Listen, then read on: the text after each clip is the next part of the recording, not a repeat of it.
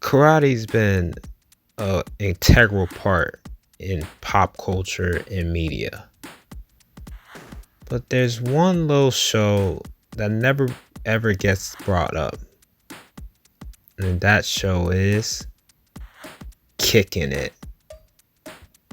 When it comes to Disney's karate show, Kickin' It, it was a show that ran from 2011 through 2014 and centered around the character Jack arriving to town as a new kid.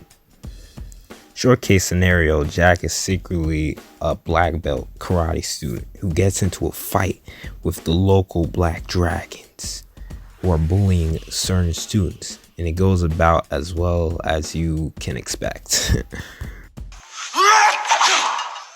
Okay, you probably shouldn't have done that.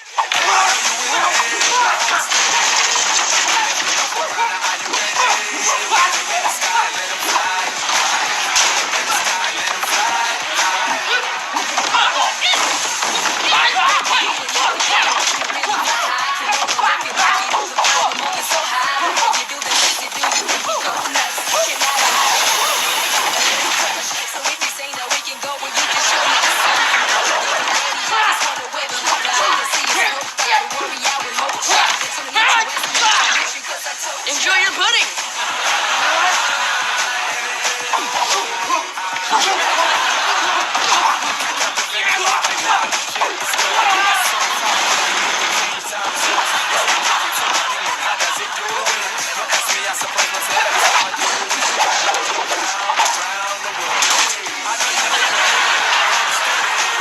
Unique about the characters on Kickin' It is that I found that each character did a good job of bouncing off one another's personality and helped nailed the comedy perfectly. And yes, there are moments where the comedy does miss, but there are also moments where the comedy just hits perfectly at a certain moment in the show, such as Jerry, wild catchphrasing dancer.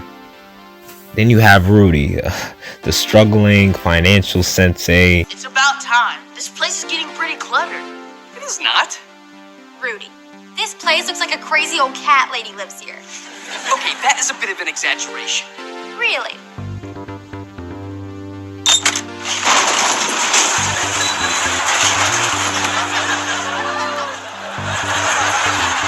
Okay, that is not my cat.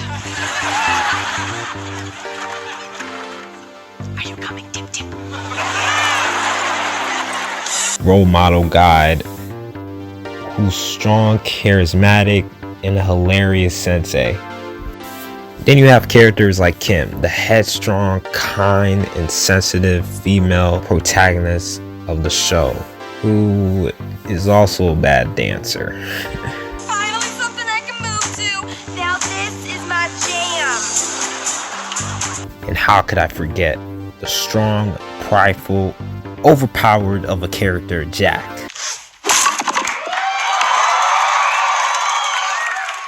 What's the big deal, Jack? You've done that 1,000 times. Wait for it. Whoa! And at the same time, super loyal and very disciplined as a black belt student. And is probably the best karate student in the dojo. And what's interesting with Jack is he actually forms a deep relationship with Kim as the series continues. Then we have my favorite character of all, in my opinion, the best character, Milton, who's smart, brave, unpredictable, determined, loyal, and a capable fighter. Christmas nuts. I'm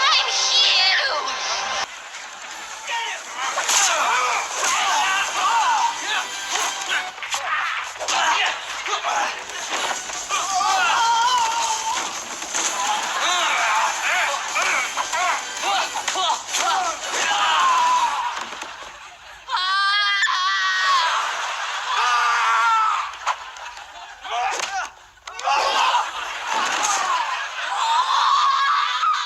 even going as far as beating Jack at one time in the show. What I found interesting about Milton is that he was the one who always had the best comedic points in the show and the best catchphrases on the show that just had me bursting out in laughter.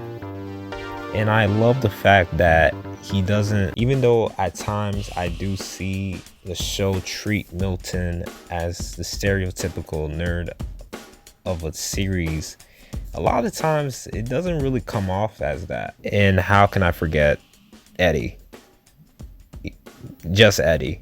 He doesn't really do much, but what I've gotten from his character is he's a friend, and he can also be super enthusiastic in the moment. That's about it.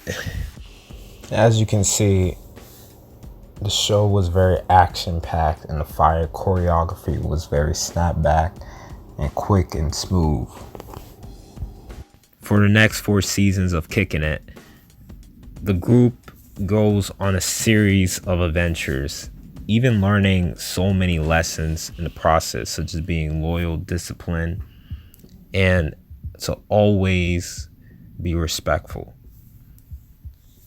And I definitely like the season ending of season 4, where it's basically a send-off to Rudy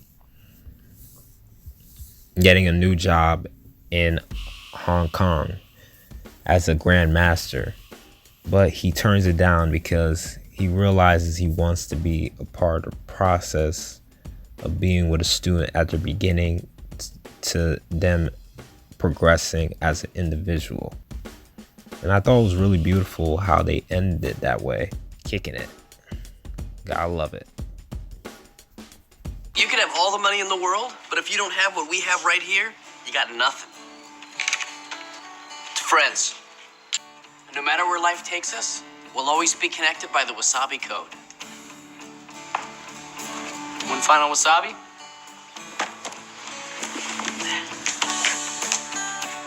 Wasabi!